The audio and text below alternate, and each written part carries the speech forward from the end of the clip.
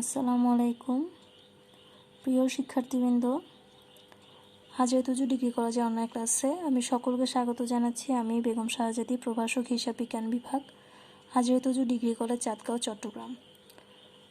আজকে আমি honours third ইয়ারের কস্ট অ্যাকাউন্টিংয়ের ওপর দ্বিতীয় ক্লাসটি নিচ্ছি। আমি যে অধ্যায়টি নিয়ে আলোচনা করেছিলাম সেটি ছিল ম্যাটেরিয়াল বা কাঁচামাল। এই অধ্যায়ের প্রথম ক্লাসটি আশা করি তোমরা সকলেই করেছো। আশা করছি তোমরা সকলে বাসায় আছো, নিরাপদে আছো এবং সুস্থই আছো। আমিও আল্লাহর অশেষ রহমতে ভালো আছি। তাহলে আজকে আমি এই কাঁচামাল অধ্যায়ের দ্বিতীয় ক্লাসটি শুরু করছি। আমরা জানি এই অধ্যায়ের সেকশন এ, বি এবং সি তিনটি পার্ট ছিল।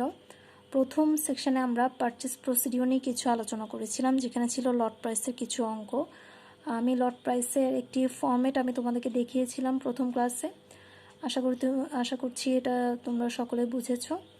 আজকে আমি সেকশন বি, যেটা ইনভেন্টরি কন্ট্রোল এবং ইওকিউ, সেটি নিয়ে আমি আলোচনা করব। তাহলে চলো আমরা সেকশন বি, ইনভেন্টরি কন্ট্রোল বা ইওকিউ নিয়ে কিছু তৃতীয় বিষয় এবং অঙ্কের সলিউশন করব। প্রথমে আসো ইওকিউ, যেটি আমরা অনেকেই এই টপিক্সের সাথে পরিচিত।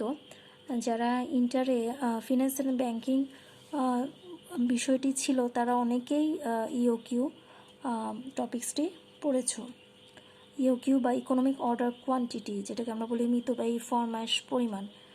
আমরা গত ক্লাসে ইওকিউ কাকে বলে, এই টপিক্সের মধ্যে কোন কোন খরচ অন্তর্ভুক্ত আমরা সকলেই এটি শিখেছি। আজকে আমি ইওকিউ নির্ণয়ের তিনটি পদ্ধতি তোমাদেরকে দেখাবো।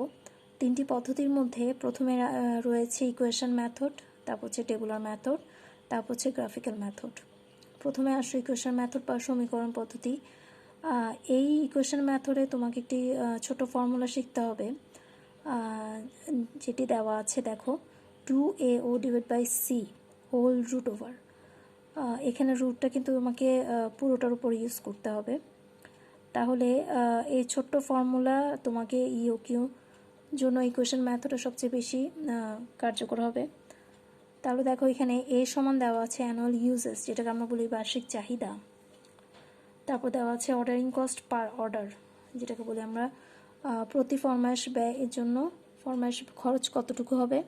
তারপর হচ্ছে ক্যারিং কস্ট পার অর্ডার, প্রতি ফরমাসের জন্য বহন খরচ কতটুকু হবে। তাহলে সূত্রের মধ্যে আমার বেসিক্যালি তিনটি মান দরকার হয়, একটা হচ্ছে এ, একটা হচ্ছে ও, একটা হচ্ছে সি। এই তিনটি মান যদি তোমার প্রশ্নে দেওয়া থাকে তাহলে তুমি খুব সহজেই ইওকিউ নির্ণয় করতে পারবে।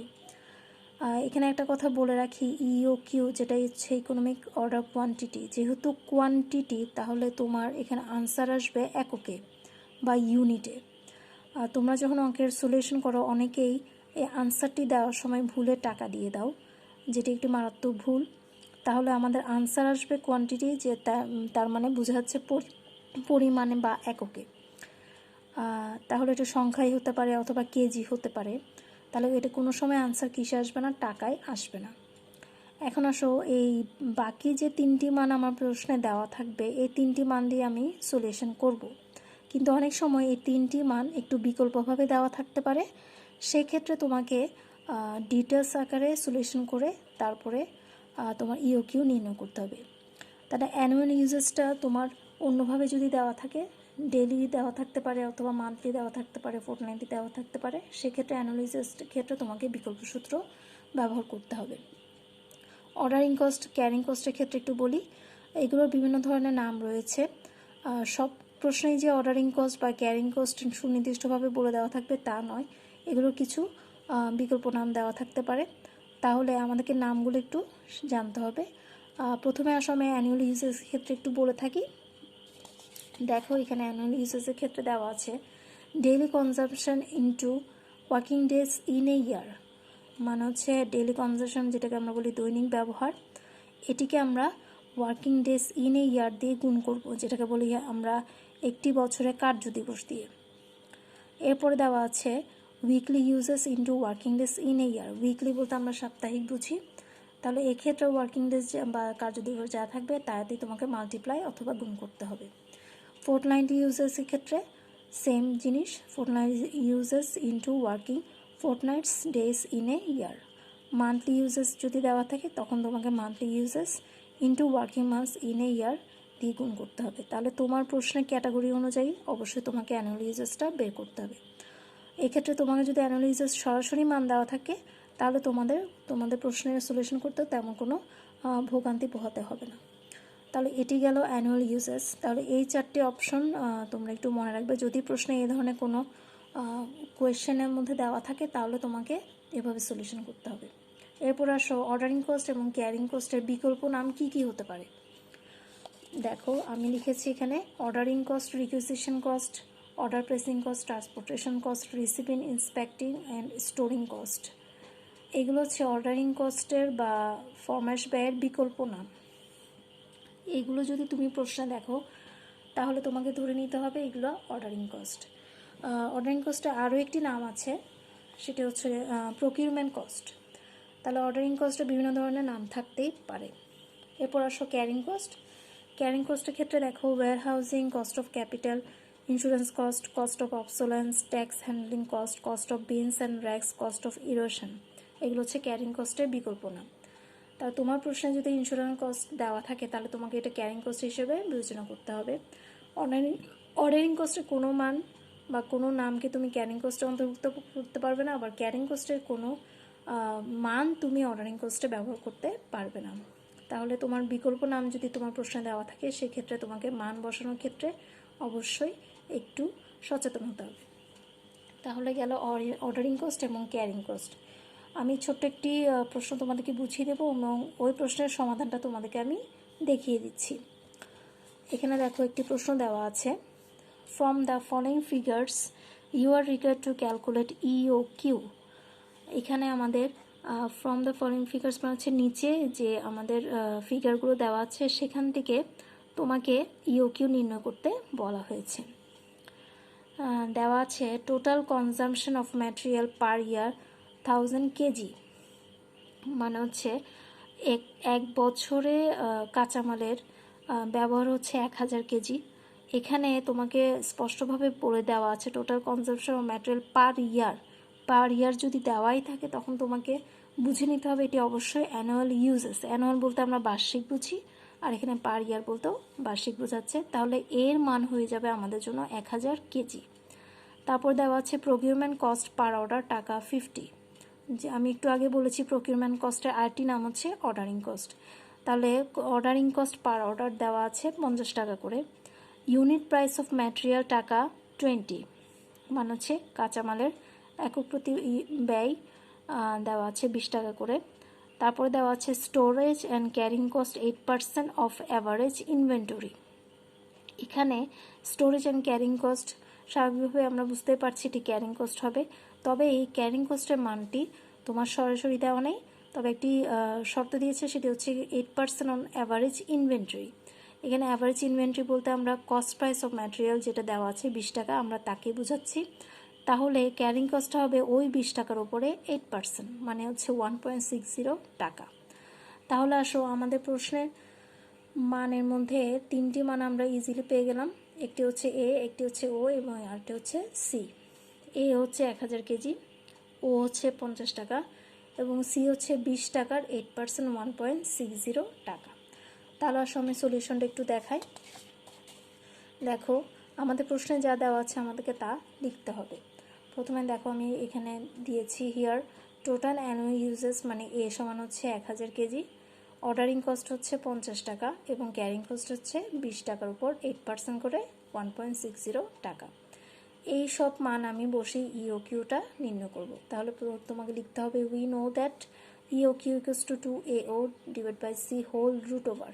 তাহলে সূত্রের মধ্যে 2টা আমাদের সূত্রে দেওয়া ছিল, এর মান 1000 এবং 50 টাকা হচ্ছে ও এর মান, আর নিচে সি এর মান হচ্ছে 1.60।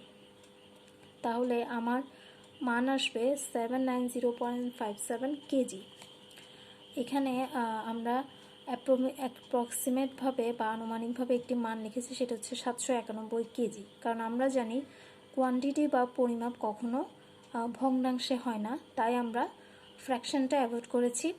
আর ফ্র্যাকশন যেটা 0.5 আমরা জানি পয়েন্টের পরে 5 বা 5-এর উপরে থাকলে সাধারণত আমাদের এটা 1 যোগ হয়ে যায়, সেটা হচ্ছে 791 কেজি। তাই আমরা 1 যোগ করে কত লিখলাম? 791 কেজি। তাহলে আমরা ইওকিউ মানটা পেয়েছি। এখানে ইওকিউটা অবশ্যই তোমাকে কেজিতে লিখতে হবে বা ইউনিটে লিখতে হবে। আমাদের প্রশ্ন যেহেতু কেজি ছিল তাই আমরা কেজিতে লিখেছি। এরপরে তাহলে আমাদের এখানে আনসারটা কখনোই টাকায় আসবে না, এই জিনিসটা তোমরা সবসময় খেয়াল রাখবে। তাহলে আমাদের ইওকিউটা শেষ হলো, যেটা ছিল আমাদের ইকুয়েশন মেথড। এখন আসো আমরা চলে যাব টেবুলার মেথডে। আমরা জানি মেথড ছিল 3টি, তাহলে প্রথম মেথডটা শেষ, এরপর আসো টেবুলার মেথড।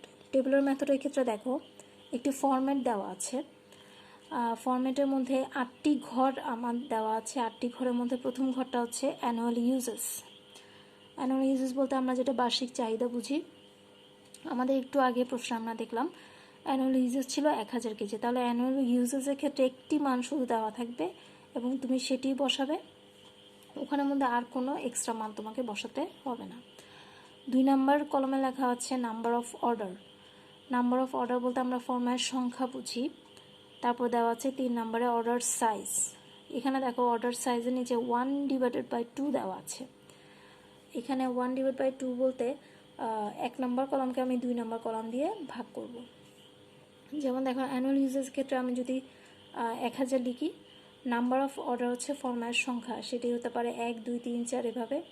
তাহলে অর্ডার সাইজ হবে আমার ওই 1000কে নাম্বার অফ অর্ডার দিয়ে ভাগ করা। যদি আমার নাম্বার অফ অর্ডার 1 হয় আর অ্যানুয়াল ইউজ যদি আমার 1000 হয়, তাহলে 1000কে আমি 1 দিয়ে ভাগ করলে অর্ডার সাইজ হয়ে যাবে 1000। আবার আমার নাম্বার অফ অর্ডার যদি 2 হয়, তাহলে আমি 1000কে 2 দিয়ে ভাগ করলে অর্ডার সাইজ হয়ে যাবে 500। এভাবে আমরা অর্ডার সাইজগুলো একটার পর একটা নির্ণয় করব। এরপরে দেখো নাম্বার 4-এ দেওয়া আছে অ্যাভারেজ ইনভেন্টরি ইন ইউনিটস, মানে হচ্ছে আমাদের গড় মজুদ, যেটা এককে বের করতে হবে। সেটি আমরা করব কলাম 3-কে 2 দিয়ে ভাগ করে। তার মানে অর্ডার সাইজে আমার যা বের হবে তাকে আমি নাম্বার অফ অর্ডার দিয়ে ভাগ করব। তারপর দেওয়া আছে অ্যাভারেজ ইনভেন্টরি ইন টাকা। এর আগের কলমটাও অ্যাভারেজ ইনভেন্টরি ছিল, বাট সেটি ছিল ইউনিটে, কিন্তু এখন যেটা অ্যাভারেজ ইনভেন্টরি বের হবে সেটি হচ্ছে টাকায়। তাহলে অ্যাভারেজ ইনভেন্টরি ইন ইউনিট যদি আমি বের করে ফেলতে পারি, ওই ইউনিটকে মানে কলাম 4-কে আমি কস্ট অফ ম্যাটেরিয়াল দিয়ে ভাগ করে দেব। কস্ট অফ ম্যাটেরিয়াল তোমার প্রশ্নে দেওয়া থাকতে পারে, তুমি ওই কস্ট অফ ম্যাটেরিয়ালকে নাম্বার 4 বা কলাম 4 দিয়ে ভাগ করে আমি অ্যাভারেজ ইনভেন্টরি ইন টাকাটা পেয়ে যাব। এরপরে ক্যারিং কস্ট দেওয়া আছে 6 নম্বর কলামে। 6 নম্বর কলামে যে ক্যারিং কস্টটা দেওয়া আছে দেখো লেখা আছে ব্র্যাকেটে পার্সেন্টেজ অফ কলাম 5, মানে আমার 5 নম্বর কলামে যে অ্যাভারেজ ইনভেন্টরি টাকা বের হবে সেটাকে আমি কলাম 5-এর ওপরে অ্যাপ্লাই করব পার্সেন্টেজটা। ক্যারিং কস্টের যে পার্সেন্টেজটা তোমার প্রশ্নে দেওয়া থাকবে তুমি ওইটাই অ্যাপ্লাই করবে কিসের ওপর? কলাম 5-এর ওপর। তাহলে আমি সেটা পেয়ে যাব ক্যারিং কস্ট। এরপর দেখো আছে অর্ডারিং কস্ট। অর্ডারিং কস্টটা হবে number of order into cost per order. তার মানে আমার নাম্বার অফ অর্ডার বলতে 2 নম্বর কলাম যেটি ছিল এটিকে আমি কস্ট পার অর্ডার দিয়ে গুণ করব, তাহলে সেটি হয়ে যাবে ordering cost. Cost per order তো তোমার প্রশ্নেই দেওয়া থাকবে, সেই হিসেবে আমরা অর্ডারিং কস্টটা ইজিলি পেয়ে যাচ্ছি। সবার শেষের যে কলামটা সেটা হচ্ছে টোটাল কস্ট। আমরা টোটাল কস্ট বলতেই বহন খরচ এবং ফরম্যাশ ব্যয় দুটোর একত্রে যোগফলকে বুঝি। তাহলে টোটাল কস্টটা হবে 6 এবং 7-এর যোগফল, তার মানে 6 এবং 7-এর যোগফল মিলে আমার টোটাল কস্টটা হবে। এই টোটাল কস্টের উপর বেস করে আমরা ইওকিউটা নির্ণয় করতে পারবো, কারণ স্বাভাবিকভাবে ইওকিউ বলতে বোঝায় সর্বনিম্ন খরচ যে ইউনিটের মধ্যে হবে বা যে এককে হবে সেটি হচ্ছে আমার ইওকিউ বা ইকোনমিক অর্ডার কোয়ান্টিটি। তাহলে টোটাল কস্টের মধ্যে যে খরচটা সবচেয়ে কম সেটি কোন ইউনিটে হবে সেটি আমরা বের করে তারপরে আমরা ইওকিউটা নির্ণয় করতে পারবো। আশা করি তোমরা টেবুলার মেথডটি বুঝবে। আমরা এটা সলিউশন করার সময় তোমরা এটা আরও ভালোভাবে বুঝতে পারবে। এটি গেল টেবুলার মেথড। তাহলে আমাদের 3টি পদ্ধতির মধ্যে আমরা প্রথম 2টি পড়লাম। সর্বশেষ যেটি সেটি হচ্ছে গ্রাফিক্যাল মেথড। গ্রাফিক্যাল মেথডটা তেমন একটা পরীক্ষায় আসে না, তারপর আমি তোমাদেরকে একটু করে চিত্রটা একটু দেখিয়ে দিচ্ছি। দেখো এখানে আমি গ্রাফিক্যাল মেথড একটা চিত্র আমি লিখে দেখাচ্ছি। সেটি হচ্ছে নিচে আমরা OX অক্ষে ইওকিউ লিখেছি, যেটা হচ্ছে আমার একক। ইও কিউ বলতে আমরা ইউনিটস বুঝাচ্ছি বা একক বুঝাচ্ছি, আর ওয়াই অক্ষে আমরা কস্ট ইন টাকা লিখেছি। এই ইও কিউতে ইন ইউনিটসের মধ্যে আমরা এককটা দেখব, আর এই কস্টের জায়গায় আমরা টাকাটা বসাবো। তারপর দেখো, ও অক্ষ থেকে বা মূল বিন্দু থেকে ক্যারিং কস্ট উপরে যাবে, আর অর্ডারিং কস্টটা আমরা এখানে সাবমিট করব। অর্ডারিং কস্ট আর ক্যারিং কস্টটা যে বিন্দুতে মিলিত হবে বা এই যে জায়গাটা, এটাকে বলা হয় মূলত ইওকিউ বা ইকোনমিক অর্ডার কোয়ান্টিটি। তাহলে আমাদের এই বরাবর টোটাল কস্টটা হবে, যেহেতু আমরা জানি ক্যারিং কস্ট এবং অর্ডারিং কস্টের টোটাল যোগফলটা হচ্ছে টোটাল কস্ট। এই বিন্দুটাকে আমরা বলবো ইওকিউ বা ইকোনমিক অর্ডার কোয়ান্টিটি। এটি হচ্ছে আমাদের গ্রাফিক্যাল মেথড। তোমাদের প্রশ্নে তেমন একটা গ্রাফিক্যাল মেথড আসেনি, তাই আমি গ্রাফিক্যাল মেথডে তেমন একটা অঙ্ক করাবো না, তবে চিত্রটা একটু করে দেখিয়ে দিলাম যাতে তোমরা ধারণা নিতে পারো। আশা করছি তোমরা ক্লাসটা বুঝবে। পরবর্তী ক্লাসে আমরা আরও ডিটেলস আলোচনা করব, টেবুলার মেথডে কিছু অঙ্ক করব। এরপর আমরা ইনভেন্টরি কন্ট্রোলে কিছু সূত্রের মাধ্যমে বা ইকুয়েশনের মাধ্যমে আমরা অঙ্কের সলিউশন করব। আশা করি তোমরা ক্লাসগুলো কন্টিনিউ করবে। ক্লাস যদি তুমি কন্টিনিউ করো তাহলে ঘরে বসে তোমরা অঙ্কের সলিউশনগুলো বা নিউমেরিক্যাল প্রবলেমগুলো তোমরা সলিউশন করতে পারবে। সকলে সুস্থ থাকো, ভালো থাকো, এবং সকলে সবার জন্য সবাই দোয়া করবে। আজকে এখানেই শেষ করছি। আল্লাহ হাফেজ।